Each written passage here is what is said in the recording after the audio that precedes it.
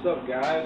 My name's Josh. I'm going to be teaching y'all how to make gluten-free buffalo chicken bites. For those of y'all who are athletes or bodybuilders or whatever, you know that you got to get your protein.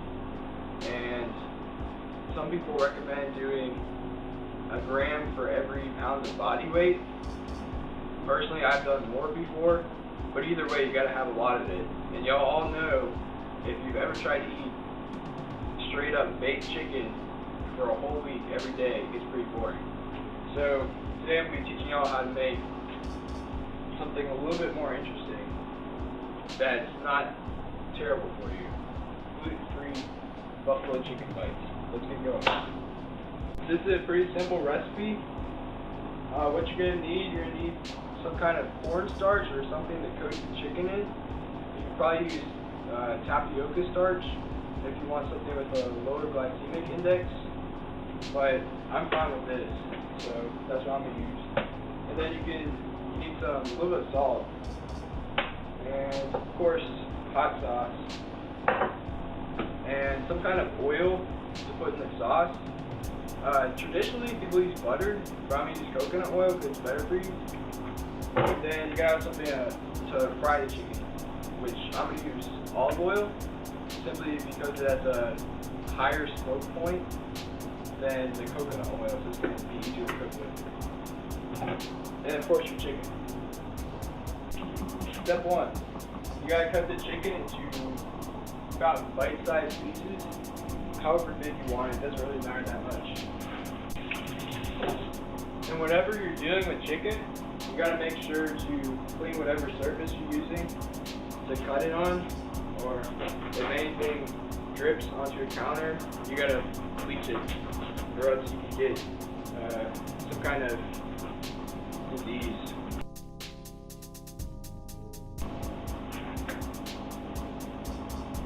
Now here's a little trick that I use to cook the chicken. Rather than get like a bowl or something like that, just get a little Ziploc bag that you can just throw away when you're done with it. Pour the cornstarch in and shake it up. Add a little bit of salt to season it.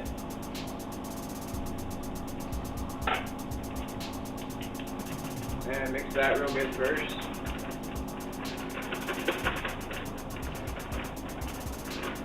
And now all you gotta do is just throw the chicken in there and it will coat it pretty well. Alright, so the oil's been heating up for a little bit. And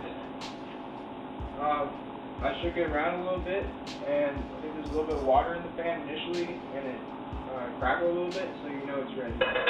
If you get a drop of water, throw it in there, it splatters, and you know it's ready.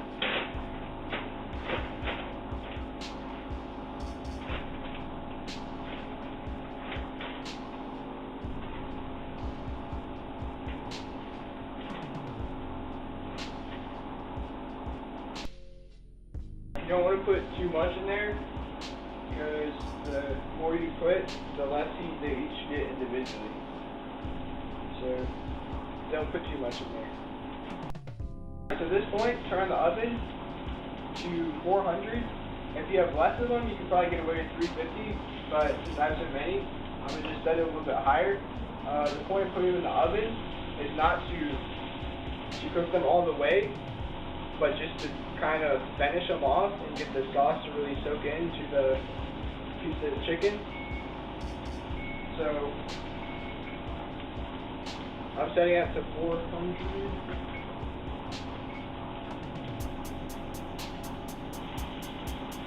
Yeah, set it at 400, and I'm gonna wait for these. Now when you're cooking these in the pan, since you are going to be cooking them in the oven for a little bit, they don't have to be completely done. They can be even a little bit less than slightly pink. They can be a little bit raw, a little bit. And then once you put them in the oven, that will cook through. You'll hit, I think it's 165 degrees Fahrenheit is the internal temperature for chicken when it's done. And you should definitely hit that after frying and baking it. So nothing to worry about as far as getting E. coli or something like that.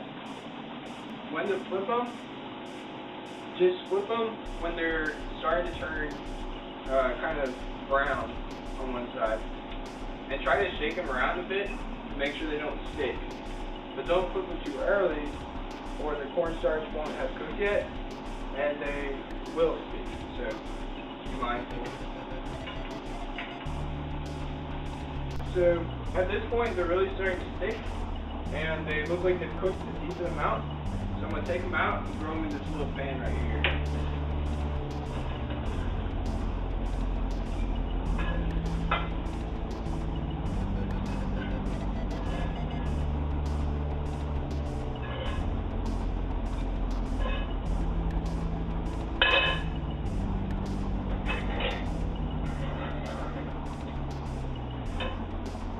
If you're really careful, you won't have to do this, but I messed up a little bit.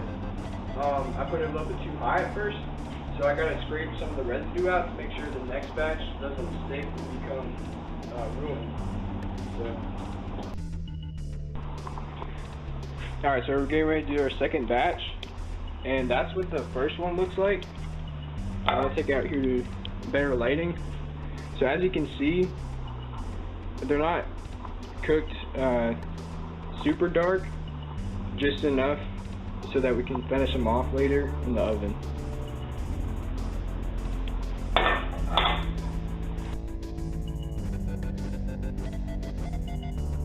Just put the last piece in, and so we're gonna wait for that to cook. And in the meantime, while that's cooking, I'm gonna show y'all how to make the sauce. So for the sauce, I'm gonna just do it in a little cup and put it in the microwave. That's a lot easier than doing it in a pan. So what you need is the hot sauce and whatever oil you have for it. And just combine them, stir them up real good, heat it up, and you'll be good to go. As far as the ratio goes, I would say 3 to 1. 1 part oil, 3 parts hot sauce, and you should be good.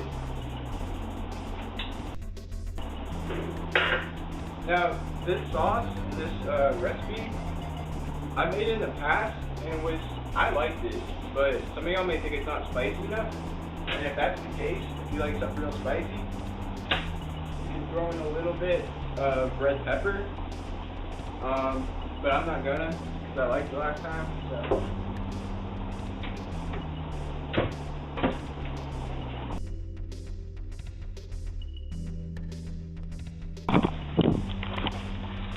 So right here we got our sauce, we got the rest of the chicken, and the chicken we already made. And pretty soon we're gonna have some delicious and pretty healthy food to eat.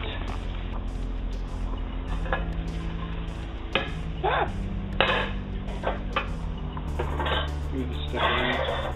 There we go. So hard to do this with one hand, so I'm just put the camera right here.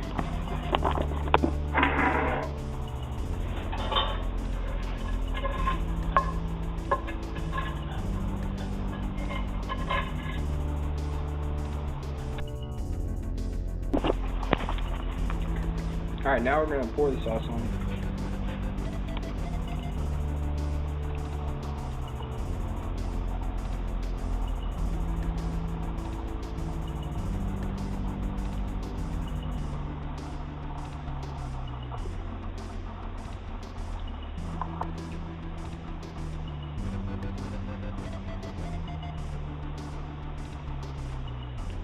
Make sure you stir it up good and get every little piece coated.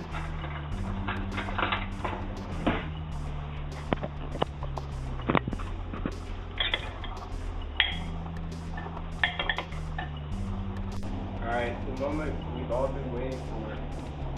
I'm about to take these delicious little chicken bites out of the oven.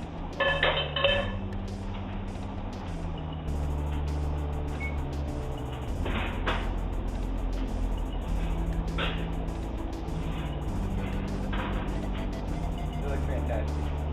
You guys can't see it because the camera's bad, but I'm gonna post a picture on it, picture of it, and they look pretty good.